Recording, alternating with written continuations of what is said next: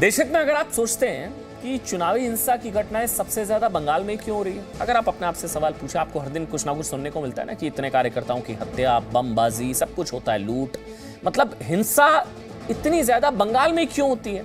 क्यों बंगाल देश में राजनीतिक हिंसा का सबसे बड़ा गढ़ बन चुका है? ये सवाल कभी अपने आप से पूछा आपने? चलिए, आज आपको ममता बनर्जी की बातों को ध्यान से सुनना चाहिए।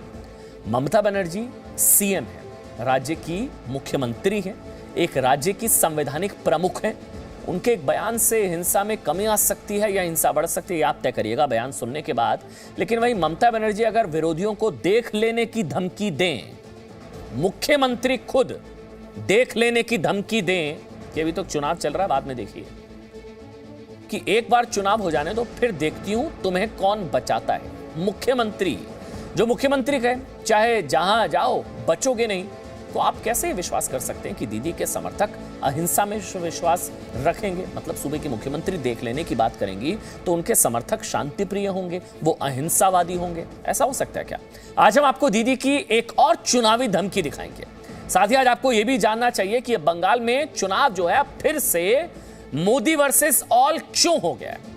पहले हो रहा था मोदी वर्सेस ममता वर्सेस लेफ्ट, कांग्रेस, ये सब मिले हुए थे, लेकिन अब मोदी वर्सेस ऑल, मोदी के खिलाफ सब मिल रहे हैं फिर से। क्यों दीदी दूसरे चरण के चुनाव से पहले सभी गैर भाजपाई दलों को चिट्ठी लिखकर मदद मांग रही हैं, कह रही हैं कि मोदी को हराना है तो एक साथ आना है, मोदी को बिना साथ आए, बिना विपक्षी एका के हराया नहीं जा सकता है। क्यों कह रही है दीदी ऐसे?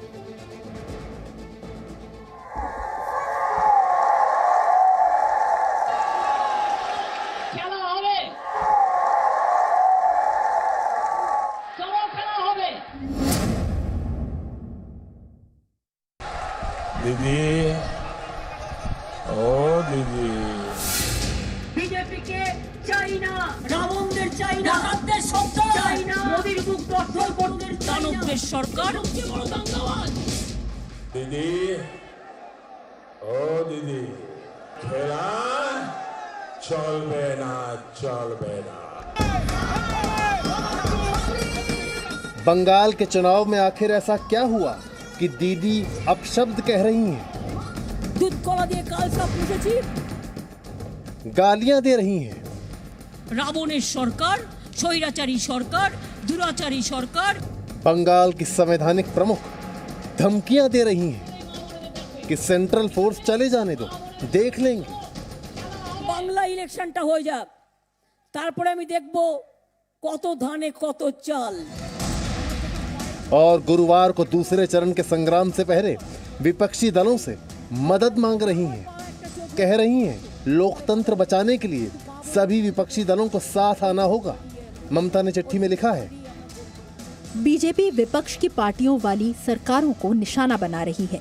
बीजेपी देश में एक पार्टी वाली सत्ता कायम करना चाहती है।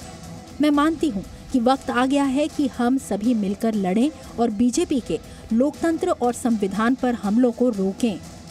हम ये लड़ाई दिल और दिमाग को एक करके ही जीत सकते हैं।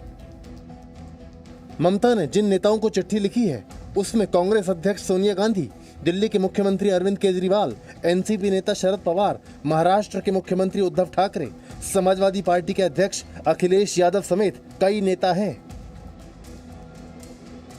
पश्चिम बंगाल विधानसभा के दूसरे चरण के चुनाव से पहले मुख्यमंत्री ममता बनर्जी ने एक चिट्ठी लिखी सारे विपक्षी नेताओं को। उस चिट्ठी में कहा कि बीजेपी और केंद्र सरकार के खिलाफ विपक्षी दलों को एक साथ एकजुट होना होगा। वहीं बीजेपी का यह दावा है कि इस तरीके की चिट्ठी जो है ये कहती है कि ममता बनर्जी ने बीजेपी के सामने चुनाव नतीजों से पहले ही सरेंडर कर दिया है। साथ ही मोदी को हराने के लिए विपक्षी एकता जो है वो बेहद जरूरी है। लेकिन सवाल यह है कि दूसरे चरण के चुनाव से पहले ममता बनर्जी की ये चिट्ठी क्या महागठबंधन के संकेत दे रहे हैं?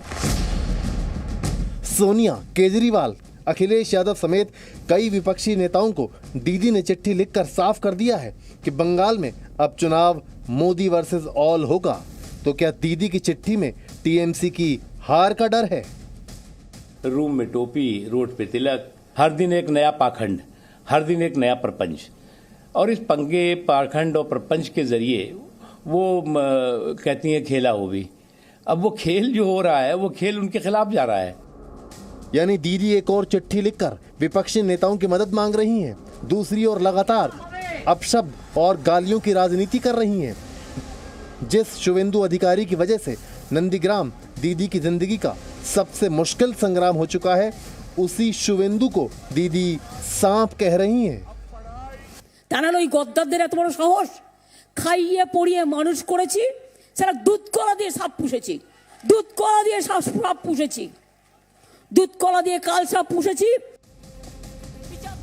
सोचिए, ये एक मुख्यमंत्री की भाषा है जो बताती है कि बंगाल चुनावी हिंसा का गढ़ क्यों है, क्यों अक्सर टीएमसी के कार्यकर्ताओं पर हिंसा के आरोप लगते हैं, क्यों बंगाल में हिंसा की राजनीति को ताकत मिलती है। इन सवालों के जवाब मत ढूंढिए, क्योंकि ये जवाब ममता की धमकियों में है।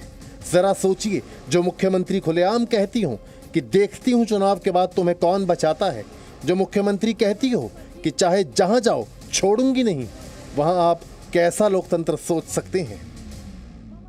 ইলেকশনটা হোক আর 48 ঘন্টা, ইলেকশনটা হয়ে যাক এবং বাংলা ইলেকশনটা হয়ে যাক, তারপরে আমি দেখব কত ধানে কত চাল, কোন গদ্দার তোমাকে কতটা শেল্টার দিতে পারে। কোথায় যাবে দিল্লি, না কোথায় যাবে বিহার, কোথায় যাবে উত্তরপ্রদেশ, না কোথায় যাবে রাজস্থান, যেখানেই যাও রবীন মান্নাকে খুন করে যদি মনে করো ছাড়া পাবে, কান ধরে টেনে নিয়ে আসবো, যেখানেই যাও। তৃণমূল কংগ্রেস जिंदाबाद। दीदी का गाली देना, दीदी का धमकी देना, दीदी का चुनाव में अपशब्दों का इस्तेमाल संकेत है कि इस बार के चुनाव दीदी के लिए आर या पार वाली स्थिति में है, और आर पार में भी दीदी की स्थिति नाजुक है। पूजा मेहता और रवि त्रिपाठी के साथ ब्यूरो रिपोर्ट, जी मीडिया। जी हाँ, गोत्र से लेकर गाली, किसको मिलेगी चुनावी ताली, ये पता कल चल जाएगा। 1 तारीख नंदीग्राम में चुनाव, सबसे बड़ी कवरेज, मेगा कवरेज जी न्यूज़ पर सुबह से लगातार। लेकिन सवाल ये है कि अगर दीदी जीत रही होती या उनको विश्वास होता, वो आश्वस्त होती कि मैं तो जीत रही हूँ, फिर भी क्या वो गैर भाजपाई दलों को चिट्ठी लिखती कि साथ आ जाओ। कोई जीत रहा होगा तो वो क्यों कहेगा अपने विरोधियों को कि आइए साथ आइए। अचानक ऐसा क्या हो गया कि दीदी चिट्ठी लिखकर सभी विपक्षी दलों से अब मदद मांग रही हैं, उन दलों से जिनको वो अब तक कोस रही थी। कांग्रेस लेफ्ट से, गैर भाजपा लिखा है चिट्ठी में, मतलब वो लेफ्ट से भी मदद मांग रही हैं मोदी से लड़ने के लिए, कांग्रेस से मदद मांग रही हैं, ओवैसी से, पीरजादा से, सभी को मोदी के खिलाफ साथ आने की अपील कर रही हैं। विरोधियों को धमका रही हैं और हिंदुओं को अपना गोत्र बता रहे हैं। गोत्र, गाली और गुहार, इन सभी सवालों का एक ही जवाब मिलता है कि दीदी को यह मालूम है कि ये डू और डाई इलेक्शंस हैं। इस बार का चुनाव उनकी जिंदगी का सबसे कठिन चुनाव, सबसे मुश्किल चुनाव बन गया है। सवाल यह भी कि गोत्र बताने से दीदी चुनाव में हिट होंगी या हिट विकेट होंगी। मतलब चुनाव आया, गोत्र लाया, क्योंकि ओवैसी और बीजेपी दीदी के गोत्र की राजनीति को ही उनके खिलाफ अब इस्तेमाल कर रहे हैं। আর খেলা হবে। আমি বললাম দেখুন আমার তো একটা পার্সোনাল গোত্র আছে, সেটা সান্ডিল্য, সেটা সান্ডিল্য। बंगाल चुनाव के दूसरे चरण से पहले दीदी को अपना गोत्र क्यों बताना पड़ा? ये बंगाल चुनाव में दीदी की शानदार चुनावी चाल है या सेल्फ गोल? जो दीदी जय श्री राम के नारों से चिढ़ जाती हैं, जय श्री राम के नारे लगाने वालों को मारने के लिए दौड़ती हैं।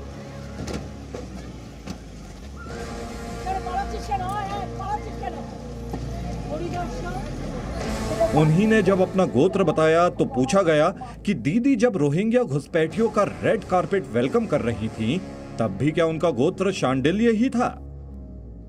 मैं तो दीदी का भक्त हो गया कि मेरी बहन जब रोहिंग्या और घुसपैठियों के लिए रेड कारपेट बिछा रही थी हमारी बहन, तो अब मैं पूछूंगा कि दीदी कहीं उसका गोत्र भी तो शांडिल नहीं है, मुझे बता दो जो मैं भी जाकर के उनको गले लगा लूं। गिरिराज सिंह ने दीदी के गोत्र पर जो सवाल किया उसका जवाब दिया टीएमसी सांसद महुआ मित्रा ने। महुआ मित्रा ने आपत्तिजनक भाषा में ट्वीट में लिखा, केंद्रीय मंत्री गिरिराज सिंह कहते हैं कि ममता का गोत्र रोहिंग्याओं का है। हमें इस पर गर्व है। ये चोटी वाले राक्षस वंश से तो कहीं बेहतर है। ममता बनर्जी ने गोत्र बताया और असदुद्दीन ओवैसी ने भी इसे टीएमसी के खिलाफ मुद्दा बना लिया। ओवैसी ने ट्वीट करके लिखा, जिनका कोई गोत्र नहीं है या वो जनेऊधारी नहीं है, उनका क्या होगा? राजनीतिक दल खुद को हिंदू साबित करने में जुटे हैं, जो पूरी तरह से गलत है। ओवैसी ने लिखा कि लोग चुनाव जीतने के लिए खुद को हिंदू बताने लगे हैं। ये नियमों के खिलाफ भी है और अपमानजनक भी है। AIMIM ने कहा कि दीदी हो या बीजेपी, दोनों धर्म की सियासत करती हैं। If she is saying that she belongs to an upper caste Brahman Hindu community, then where should Muslims and Dalits of West Bengal go, who are not part of this Varna system? गोत्र बताना दीदी को भारी पड़ सकता है, क्योंकि असदुद्दीन ओवैसी दीदी के इसी बयान के जरिए टीएमसी का मुस्लिम वोट काटने की कोशिश कर रहे हैं। तो बीजेपी ये कह रही है कि ममता दीदी के गोत्र वाले इस बयान से ये साफ दिख रहा है कि हार उनके नजदीक है। माना जा रहा है कि दीदी को गोत्र बताने की जरूरत इसलिए पड़ी क्योंकि वो हिंदू विरोध के आरोपों से घिरी हैं और उनकी सबसे बड़ी चुनौती ये है कि नंदीग्राम में 30% मुस्लिम वोट उनके पक्ष में एकजुट रहे और 70% हिंदू वोट उनके खिलाफ न जाए। और यही दीदी की सबसे बड़ी अग्नि परीक्षा है। पूजा मेहता और रवि त्रिपाठी के साथ ब्यूरो रिपोर्ट, जी मीडिया। मतलब ये गोत्रगान से दीदी जीत जाएंगी नंदीग्राम, ऐसा लग रहा है टीएमसी को, लेकिन अब ये तो कल पता लगेगा। लेकिन गोत्रगान की शुरुआत जो है, गोत्र बताने की परंपरा की शुरुआत आप जानते हैं सबसे पहले किसने की थी? राहुल गांधी ने। जब जनेऊ भी दिखाया था उन्होंने 2019 के राजस्थान चुनाव में, राहुल गांधी ने खुद को कौल ब्राह्मण बताते हुए दत्तात्रेय गोत्र बताया था। कौल ब्राह्मण, दत्तात्रेय गोत्र। वैसे ये भी सच्चाई है कि जो गोत्र उन्होंने बताया था इसका कहीं जिक्र नहीं मिलता है। अब ये भी डिबेट अलग है, कहीं एक और गोत्र घोटाला तो नहीं, उसका कहीं इस गोत्र का कहीं जिक्र नहीं मिलता है। राहुल गांधी आज भी असम चुनाव में गुवाहाटी पहुंचे और कामाख्या मंदिर में देवी दर्शन किए। आज हाथ जोड़े माथे पर, ये देखिए तस्वीरें हमने चला दी आपके लिए। राहुल गांधी ने हाथ जोड़े, माथे पर तिलक लगाया, लाल रंग की चुनरी ओढ़े दिखाई दिए राहुल गांधी। मंदिर की परिक्रमा करते नजर आए राहुल गांधी। ये देखिए, राहुल गांधी की ऐसी तस्वीरें दुर्लभ हैं, बहुत कम देखने को मिलती हैं। लाल चुनरी ओढ़े, माथे पर तिलक लगाए, मंदिर की परिक्रमा करते हुए राहुल गांधी। राहुल गांधी को उम्मीद है कि इससे असम के हिंदू वोटर्स को संभवतः वो खुश कर पाएंगे, ये उनका कार्ड है। और हिंदू विरोधी टैग होने का जो उन पर टैग लगा हुआ है, संभवतः वो इससे हटा पाएंगे। माना जा रहा है कि असम में मुस्लिम जो हैं वोटर, वो सीए के विरोध के चलते बीजेपी से नाराज है, कि मुसलमान बीजेपी को वोट नहीं देगा असम में, ऐसा माना जा रहा है, क्योंकि वो सीए की वजह से नाराज है। और कांग्रेस को भरोसा है कि राहुल के मंदिर जाने से हिंदू उसे वोट दे सकते हैं, तो डबल बोनैंजा हो जाएगा कांग्रेस के लिए असम को, ऐसा कांग्रेस को लगता है। हम यहाँ आपसे झूठ बोलने नहीं आए हैं। मेरा नाम नरेंद्र मोदी नहीं है। आपको झूठ सुनना है असम के बारे में, किसानों के बारे में, किसी के बारे में झूठ सुनना है, टीवी ऑन करो, नरेंद्र मोदी का चेहरा देखो और जितना सुनना है सुन लो।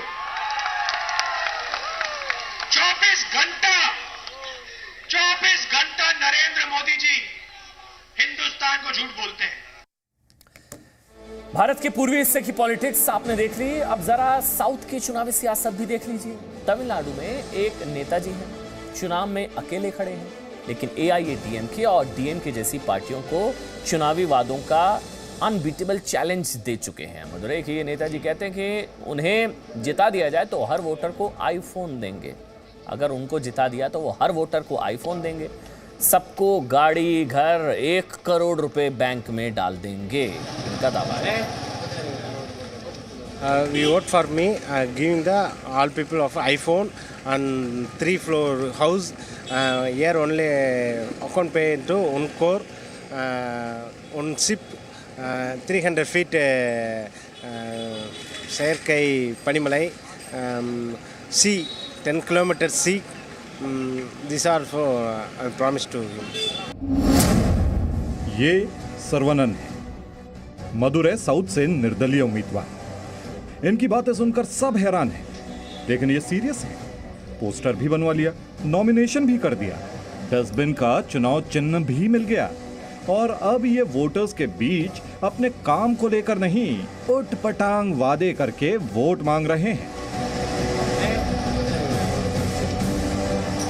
ठीक है, पब्लिक को जॉब दो, मेडिकल सुविधा दो, डॉक्टर का हॉस्पिटल कराओ तो ठीक रहेगा, नहीं तो वो जुमले से कुछ होने वाला नहीं है। वो तो सब वोटों के लिए कुछ भी बोलेंगे तो वो कर भी नहीं सकते हैं।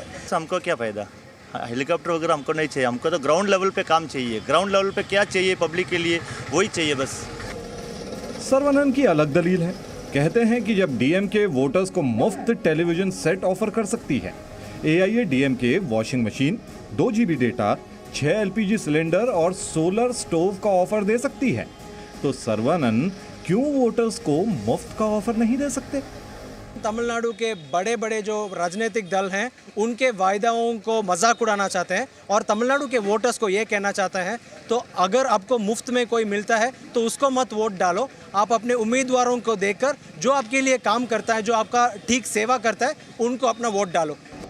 चुनाव में मुफ्त तोहफे बांटने की परंपरा वैसे तो देश भर में है, लेकिन तमिलनाडु में इससे पहले चुनावी वादों के मुताबिक cycle, mixer grinder, TV, laptop जैसी चीजें बांटी जा चुकी हैं और इसमें जयललिता की एआईएडीएमके और करुणानिधि की पार्टी डीएमके दोनों शामिल रही हैं। वोटर्स को भी लगता है कि यही मुफ्त के सामान गरीबी उत्थान की मिसाल हैं। जयललिता ने भी बहुत काम किया गरीबों के लिए और पर्टिकुलरली औरतों के लिए भी उन्होंने बहुत अल्टरनेटिव ऐसे कदम उठाए जिससे कि उनकी ज़िंदगी के अंदर बहुत सारे बदलाव आ गए। उनके मतलब के मिक्सर ग्राइंडर, मतलब ऐसी चीज़ें जो उनकी रिक्वायरमेंट थी वो उन्होंने बहुत अच्छे तरीके से फुलफिल किया। वैसे तमिलनाडु की बात की जाए तो वहाँ सिनेमा की शोहरत से सियासत की चमक पैदा करने की पुरानी परंपरा रही है। चाहे 5 बार के सीएम करुणानिधि रहे हों या 4 बार की सीएम जयललिता और 3 बार के सीएम एमजीआर, सबके समर्थक उन्हें भगवान का दर्जा देते हैं। और मदुरै में तो एआईएडीएमके सरकार ने जयललिता, एमजीआर का एक मंदिर भी बना डाला है। इस मंदिर में रोज सुबह शाम पूजा आरती होती है। नीचे 2 विशाल मूर्तियां हैं और मंदिर की दीवारों पर पीएम मोदी से लेकर अमित शाह, निर्मला सीतारमण और जेपी नड्डा समेत तमाम कैबिनेट के लोग हैं। कि मोदी है जो इधर से लोगों से जुड़े हुए लोग हैं, सब जमीन से जुड़े नेता है। जितनी भी योजना है मोदी ने लागू करवाई इधर, और जो भी काम है तन मन धन से दिल से करते हैं। तमिलनाडु में भले समर्थक मंदिर में पीएम मोदी की फोटो लगाकर पूजा कर रहे हैं, लेकिन पीएम मोदी ने इस तरह की राजनीति में ना तो कभी भरोसा किया और ना इसे बढ़ावा दिया। बल्कि पुदुचेरी के चुनावी कार्यक्रम में तो पीएम ने चापलूसी और झूठ की राजनीति को लेकर नारायणसामी और कांग्रेस पर तंज भी किया। Puducherry election 2021 is unique. Do you know why? Because the sitting chief minister had not been given a ticket. So many years of loyalty, lifting the sleepers of his leader, doing wrong translation to impress his leader, still no ticket. वैसे हिंदुस्तान में चापलूसी और फरेब के भरोसे राजनीति के दिन अब लदते जा रहे हैं, लेकिन दक्षिण भारत में वोटरों को लुभाने के लिए चुनावी लॉलीपॉप बांटने की परंपरा अभी तक खत्म होती नहीं दिख रही। सिद्धार्थ एमपी, जी मीडिया, चेन्नई। एक छोटा सा ब्रेक और ब्रेक के बाद व्हील चेयर पर डॉन। जी हाँ, आपको दिखाएंगे कैसे पंजाब का जो ताऊ है वो यूपी जाने की खबर से ही गायब होता नजर आ रहा है। कोर्ट का आदेश आ चुका है, अब तो यूपी जाना पड़ेगा। छोटा सा ब्रेक लेंगे। Presenting V News app available on Google Play and App Store. Download it now.